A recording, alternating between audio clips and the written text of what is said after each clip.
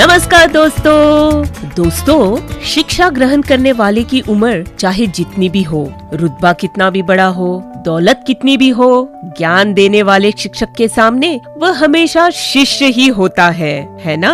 और उस शिक्षक का उचित सम्मान न करना केवल व्यक्ति का नहीं, शिक्षा का भी अपमान होता है। आज के समय में हम यही भूलते जा रहे हैं, लेकिन यह समस्या नई नहीं है। आज की हमारी जातक कथा इसी विषय पर आधारित है, तो चलिए सुनते हैं छवक जातक कथा सिर्फ under the Bodhi tree podcast channel पर। बुद्ध ने यह कथा 6 भिक्षुओं के संघ के संदर्भ में सुनाई। ये 6 भिक्षु अपने गलत तरीकों के कारण संघ में कुप्रसिद्ध थे।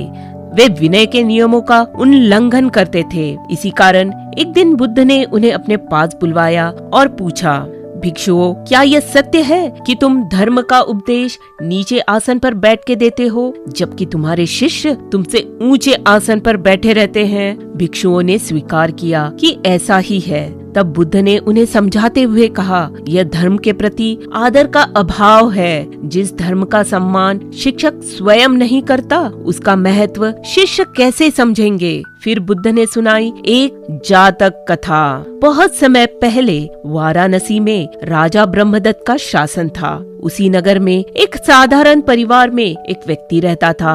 वह मेहनती था, गृहस्थ था और अपने पत्नी से अत्यंत प्रेम करता था। कुछ दिनों बाद उसकी पत्नी माँ बनने वाली थी और उसे आम खाने की तीव्र इच्छा हुई। पति बोला, इस ऋतु में आम नहीं मिलते, मैं कोई और फल लेके आता हूँ। पर पत्नी बोली, अगर आम नहीं मिला तो मैं भूखी रहूंगी, पर मुझे आम ही खाना है। अब वह व्यक्ति असमंजस में पड़ गया। उसी समय उसे पता चला कि राजा के उद्यान में एक ऐसा आम का पेड़ है जिस पर साल भर फल लगते हैं। रात के अंधेरे में वह वहां पहुंचा, पेड़ पर चढ़ा और आम खोजने लगा, लेकिन तभी धीरे धीरे सुबह होने लगी। यदि वह नीचे उतरता तो चोर समझकर पकड़ा जाता, इसलिए वह पेड़ की एक डाल पर छिपकर बैठा रहा। उसी समय राजा उद्यान में आए, उनके साथ उनका पुरोहित भी था। राजा ऊंचे सिंहासन पर बैठ गया और गुरु को नीचे आसन पर बैठाकर धर्म ग्रंथ पढ़ने लगा। पेड़ पर बैठा वह व्यक्ति यह दृश्य देख रहा था। उसके मन में विचार उठा, यह राजा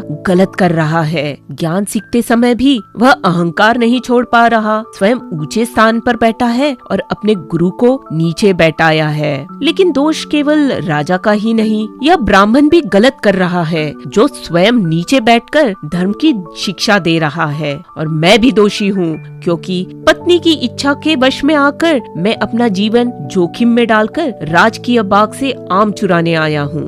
तभी वह व्यक्ति पेड़ से नीचे उतरा और राजा के सामने खड़ा हो गया और बोला, महाराज, मैं तो अपना मार्ग भटका हुआ मनुष्य हूँ और आप विवेक भूल बैठे हैं और मूर्खता कर रहे हैं। और यह पुरोहित मानो जीवित होकर भी मृत समान है, धर्म से गिर चुका है।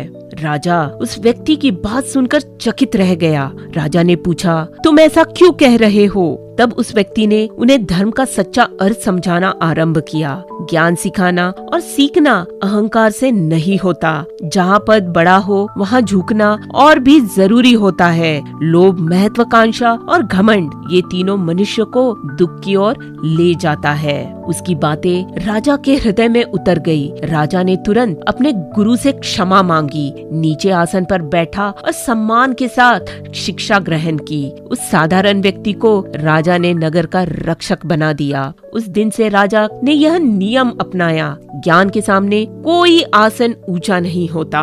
बुद्ध ने कहानी समाप्त करके कहा, जो व्यक्ति पद के कारण स्वयं को ऊंचा समझता है, वह धर्म से नीचे गिर जाता है। धर्म का स्थान हमेशा सर्वोच्च होता है और जो धर्म के सम्मान में कमी करता है, वह ज्ञान होते हुए भी अंधकार में चला जाता है। तो दोस्तों, यही बात आज हम अपने आसपास भी देखते हैं। बॉस कर्मचारी की बात नहीं सुनता, शिक्षक छात्र को छोटा समझने लगता है, नेता जनता के ऊपर बैठना चाहता है और सोशल मीडिया पर फॉलोअर्स ही ज्ञान का प्रमाण बन गए हैं। लेकिन असली सम्मान और सच्चा ज्ञान हमेशा विनम्रता और समझदारी से मिलता है। यदि यह जातक कथा आपके मन को छू गई हो तो कृपया लाइक करें, अपने परिवार और मित्रों के साथ शेयर करें और ऐसी ही गहरी बुद्ध कथाओं के लिए under the Bodhi tree podcast channel को सब्सक्राइब करना ना भूलें। मिलती हूँ अगली बार और एक जातक कथा के साथ।